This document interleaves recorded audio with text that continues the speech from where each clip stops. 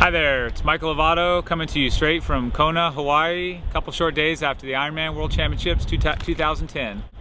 I wanted to share with you a little bit about what ended up being a less than spectacular day from a performance standpoint, but an absolutely perfect day from a nutrition standpoint.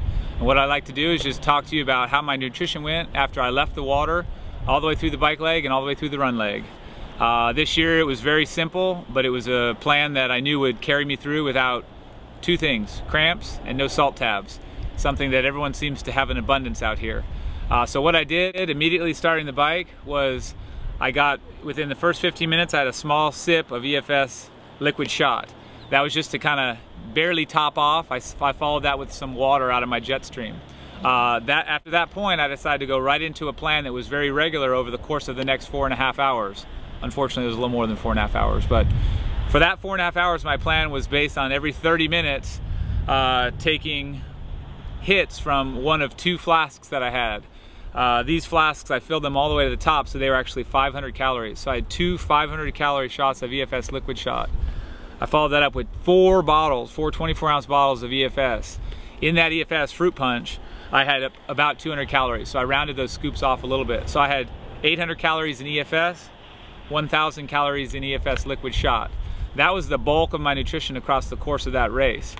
However, I knew that I needed some solid food, so I added my world famous, my secret little Milky Ways. 75 calories, I had 4 of those for another 300 calories.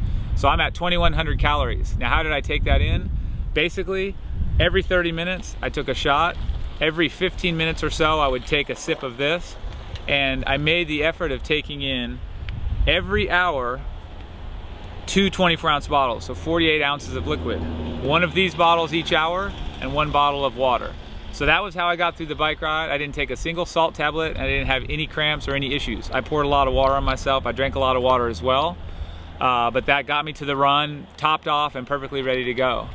I transitioned there in Kona, and I got out on the marathon. For me, the marathon again was fueled by water and EFS liquid shot. I take a bottle just like this full of water, no EFS this time, and I sip it for the first 1.5 miles of the run. That gets me into the transition, gets me going in the run, but it allows me to get a little bit more hydration topped off before that steamy run really gets going.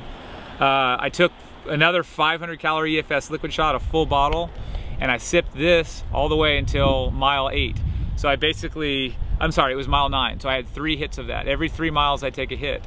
At that point I had to transition away from the liquid shot, and I basically got through on water with a couple of on-course gels. By the time I got to special needs, which is mile 17, I picked up another one of these liquid shots filled to 500 calories, which I knew would carry me from mile 17 at special needs all the way to about mile 23. You suck it down a little bit more quickly towards the end of the race there. So basically I had 0 salt tabs, I had 0 cramps, I was fully hydrated, I was able to urinate 3 or 4 times during the race. Everyone wants to know that info. And that was it in a nutshell. Straight and to the point. Total calories on the bike, 2,100. Total calories on the run actually came to probably about 900. I'm sorry, 1,000. And that's it. Thanks for tuning in, and all the best.